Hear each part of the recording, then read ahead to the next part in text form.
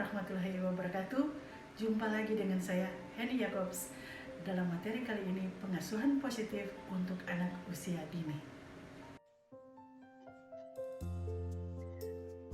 Pengasuhan positif.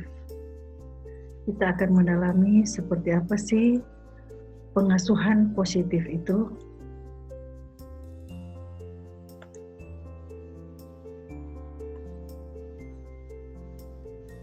Apa itu pengasuhan? Pengasuhan adalah merupakan proses interaksi antara orang tua dan anak yang dipengaruhi oleh budaya dan kelembagaan lingkungan sosial di mana anak itu dibesarkan. Jadi dalam pengasuhan itu ada satu proses, ada interaksi antara orang tua dan anak yang dipengaruhi oleh budaya dan lingkungannya.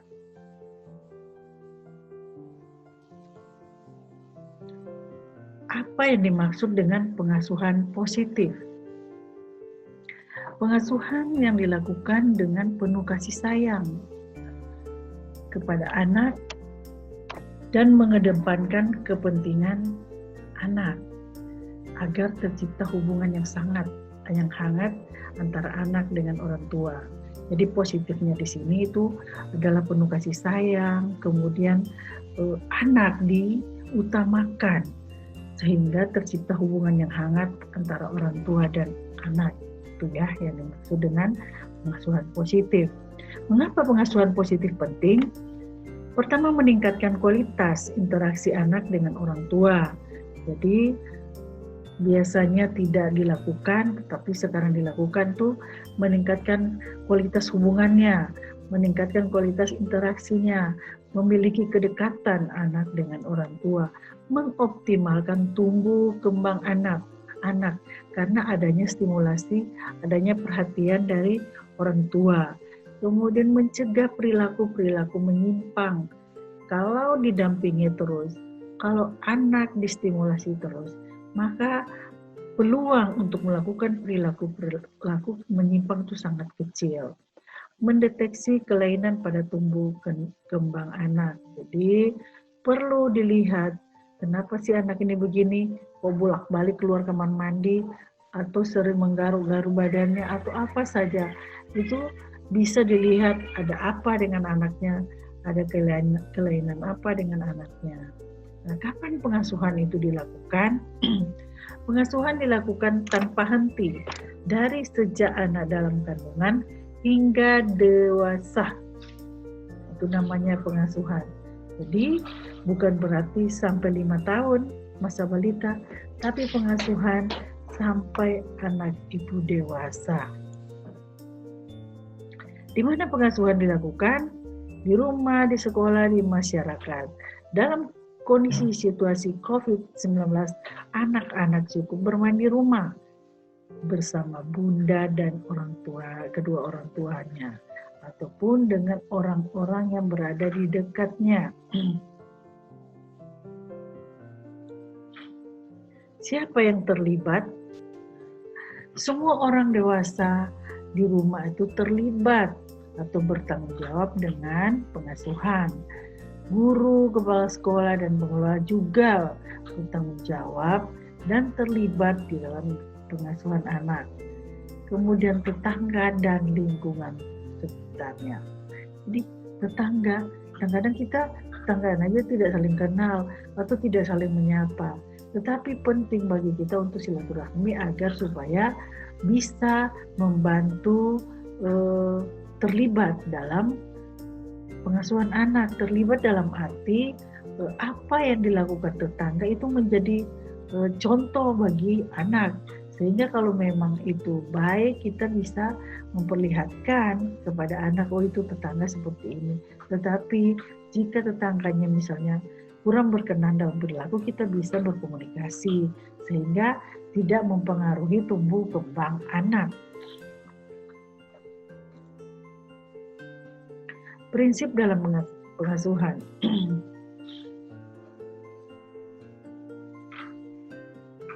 Prinsip dalam pengasuhan yaitu secara internal, unik dan memiliki impian. Di sini yang dimaksud dengan unik dan memiliki impian tuh anak itu adalah pribadi yang unik. Kenapa unik? Karena tidak sama dengan orang lain. Karena dia memiliki ciri-ciri karakteristik tersendiri. Setiap orang pasti berbeda, walaupun dia kembar. Jadi anak-anak ini termasuk unik dan memiliki keinginan atau impiannya sendiri yang tidak bisa kita pahami apa sih nantinya dia mau, apa sih besarnya nanti, karena yang tahu adalah diri anak itu sendiri. Kemudian mencari cara, orang tua bisa mencari cara bagaimana solusinya jika terjadi permasalahan di sekolah misalnya atau di mana saja, sehingga orang tua bisa memantau anaknya, oh ini bermasalah, lalu apa sih solusinya. Terima apa adanya. Orang tua harus menerima apapun adanya diri anak itu, karena mereka terlahir bukan dari keinginan mereka sendiri, tetapi itu adalah anugerah. Jadi kalau dia mau benar, mau salah, mau apapun, anak itu adalah anak kita sendiri. Harus dipahami, itu menjadi tanggung jawab kita. Dukungan dan fasilitasi ketika anak bermain, ketika anak mau melompat, itu diberi fasilitas yang disediakan di rumah, kemudian kita mendukungnya. Oh iya bagus ya, melompatnya udah 3 kali gitu ya. Bermain bersama, orang tua pun terlibat bermain bersama, termasuk gurunya sendiri. Lingkungan yang nyaman, lingkungan itu seperti sekolah ya, bisa sangat nyaman bagi anak-anak. Lingkungan yang nyaman dan ramah, jadi membuat rumah itu seperti lingkungan yang nyaman, yang ramah, lingkungan yang melibatkan atau lingkungannya melibatkan. Jadi apapun kegiatan anak itu selalu didukung oleh lingkungan yang kondusif. Pola asuh orang tua, menurut Harlock, ini otoriter, permisif, dan demokratis. Pola asuh otoriter yaitu kontrol terlalu ketat dan kaku, banyak aturan dan batasan. Orang tua juga mempertimbangkan pandangan dan pendapat anak. Tidak semua keinginan atau pendapat diterima. Orang tua yang menggunakan hukuman fisik. Kalau orang tua yang permisif, itu tidak ada bimbingan atau tidak maupun aturan yang ketat dari orang tua. Tidak ada pengendalian, pengontrolan, bebas anaknya mau keluar dari pagi sampai malam. Tidak ada kontrol, anak tidak akan dihukum meskipun melanggar aturan. Tapi pengasuhan yang demokratis adalah anak diajak berdiskusi, ada bimbingan, anak mendapat kesempatan mengungkapkan pendapatnya, anak diberi kepercayaan dan tanggung jawab. Itu pola asuh orang tua. Jadi sebagai guru harus perlu memahaminya. Berikut kita lihat video bagaimana pola-pola pengasuhan di dalam keluarga. Silakan dilihat, dicermati video berikut, dimasukkan ke manakah pola asuh dari tampilan berikut, apakah di otoriter atau pola asuh permisif atau pola asuh demokratis.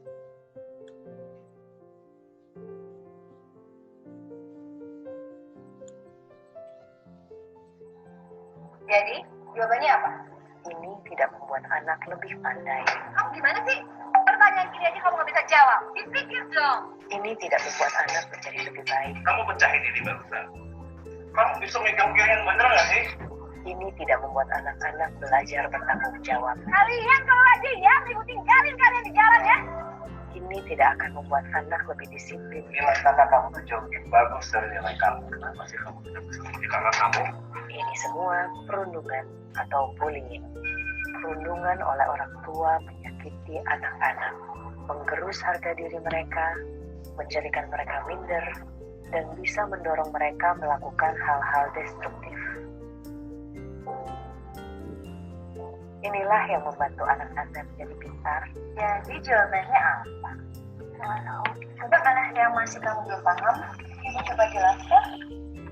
Inilah yang membantu anak Anda menjadi anak baik. Aduh, apa dah? Ya, lain kali kamu pasti lebih hati-hati kan ya?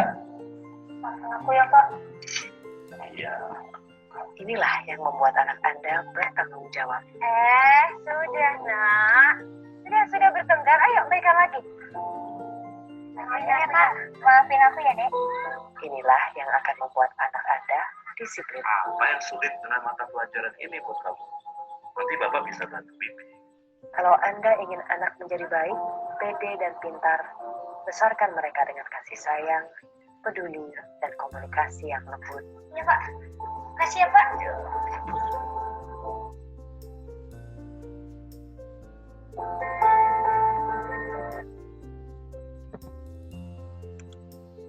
Kemudian kita lihat video yang berikut lagi ya.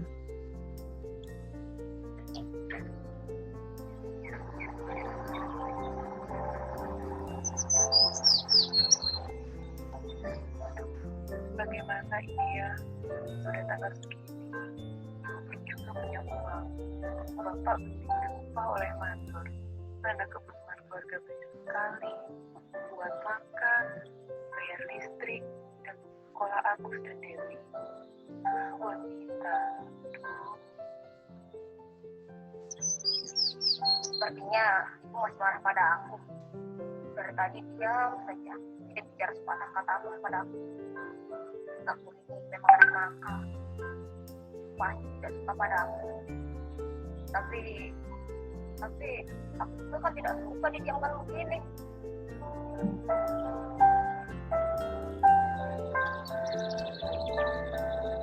Agus kenapa diam saja dari tadi? Dia kelihatannya sedih. Kenapa ya dia? Atau jangan-jangan ibu yang salah? Ditimpa oleh mandor. Mana kebutuhan keluarga banyak sekali, buat makan, bayar listrik, dan sekolah Agus dan Dewi. Wanita, Sepertinya ibu masih marah pada aku. Dari tadi diam saja, tidak bicara sepatah kata pun pada aku. Aku ini memang anak nakal, pasti tidak suka pada aku. Tapi aku juga kan tidak suka didiamkan begini.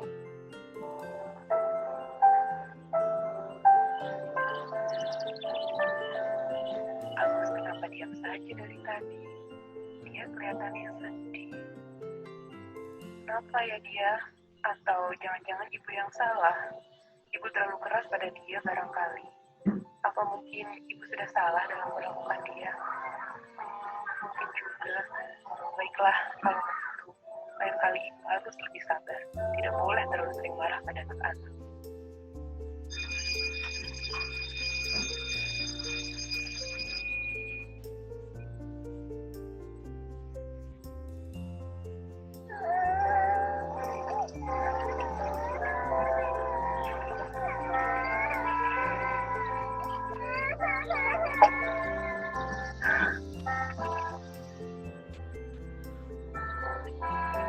Lain kali ibu harus lebih sabar.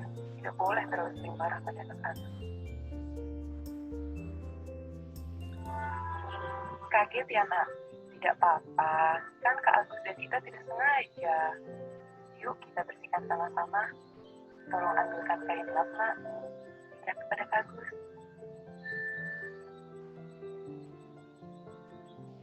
Terima kasih Tita. Yuk Agus, kita bersihkan sama-sama.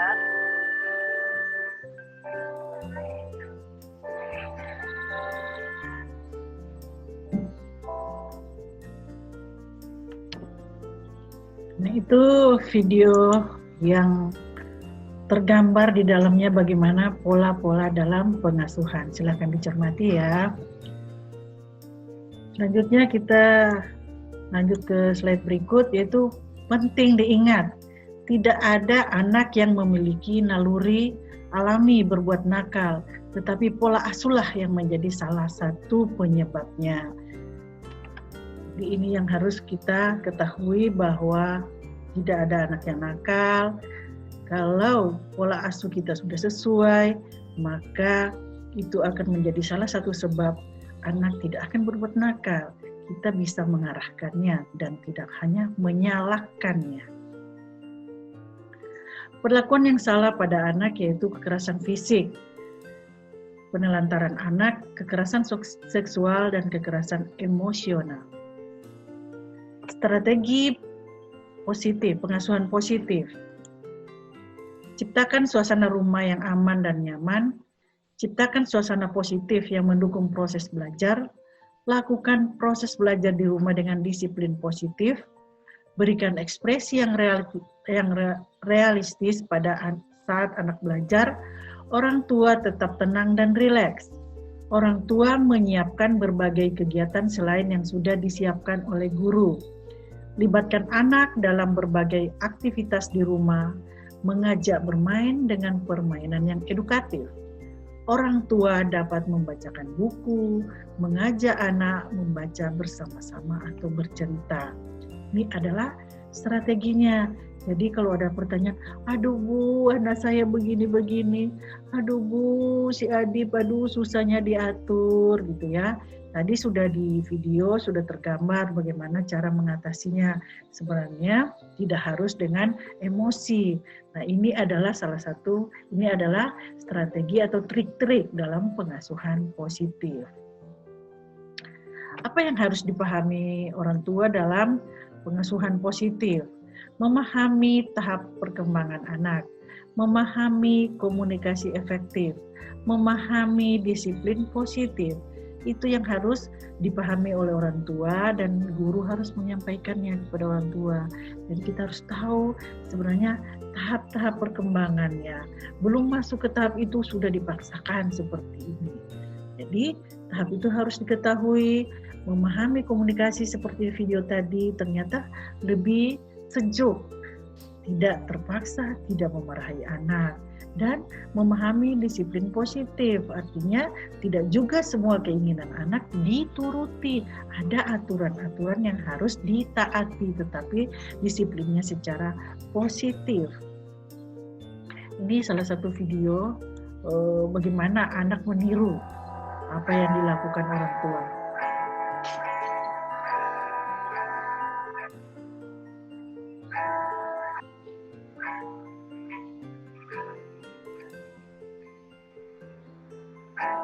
Looks like rain again today.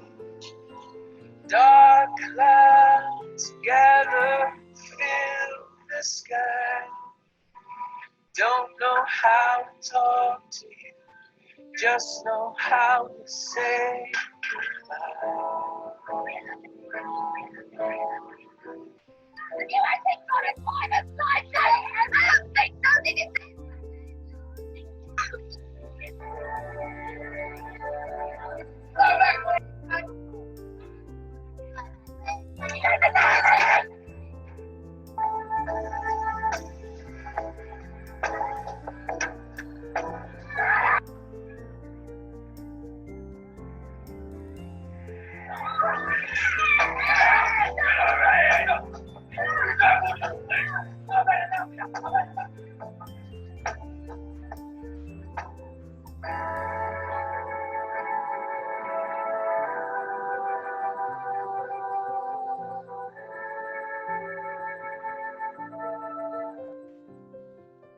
Children see, children do. Apa yang dilihat anak itu yang akan dilakukannya. Oleh sebab itu, berikanlah contoh yang baik, berikanlah contoh-contoh perilaku yang positif sehingga anak bisa mengikuti apa yang dilihatnya, apa yang menjadi panutannya. Ini contoh kasus ketika anak diajak untuk bermain di rumah, anak merasa bosan dan marah. Bagaimana sikap kita sebagai orang tua? Lalu ketika anak bermain, anak tidak mau membereskan kembali mainannya. Bagaimana sikap orang tua? Anak tidak menghabiskan makannya. Apa yang harus dilakukan orang tua? Ini contoh kasus ini bisa kita pahami bagaimana cara menanganinya. Tentu seperti cara menangani yang di video pertama tadi ya. Nah, tips pengasuhan positif yaitu menjalin komunikasi yang positif dengan anak. Jadi ada komunikasi, kenapa nak? Seperti itu ya. Jangan langsung dimarahin. Berikan kepercayaan kepada anak. Tidak membandingkan anak dengan anak orang lain. Orang tua dapat mengelola emosi sesibuk apapun, secapek apapun, pasti orang tua emosinya tinggi. Lalu Bagaimana bisa mengelola emosi yang tidak stabil tadi sehingga bisa meredam ketika melihat pola atau tingkah laku anak-anak yang menurut orang tua sangat menjengkelkan gitu ya. Ini harus bisa di-manage, harus bisa dikelola dengan baik sehingga tidak langsung anak dimarahi. Dekatkan diri kepada Tuhan Yang Maha Esa melalui keteladanan dan pembiasaan. Bangun rasa empati pada anak, bangun rasa empati anak pada lingkungan dan orang sekitar ya, supaya anak-anak mau melihat, berempati dengan keadaan atau yang ada di dalam masyarakat atau lingkungan sekitarnya. Kita mungkin tidak menyiapkan masa depan untuk anak kita, tetapi setidaknya kita bisa menyiapkan anak untuk masa depan. Sayangi, kasihi, dan berikan pengasuhan yang terbaik untuk anak, agar anak tumbuh menjadi pribadi yang lebih baik, serta memiliki ketahanan diri yang mantap. Terima kasih.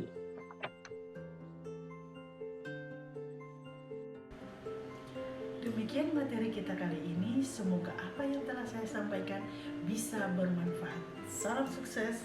Assalamualaikum warahmatullahi wabarakatuh.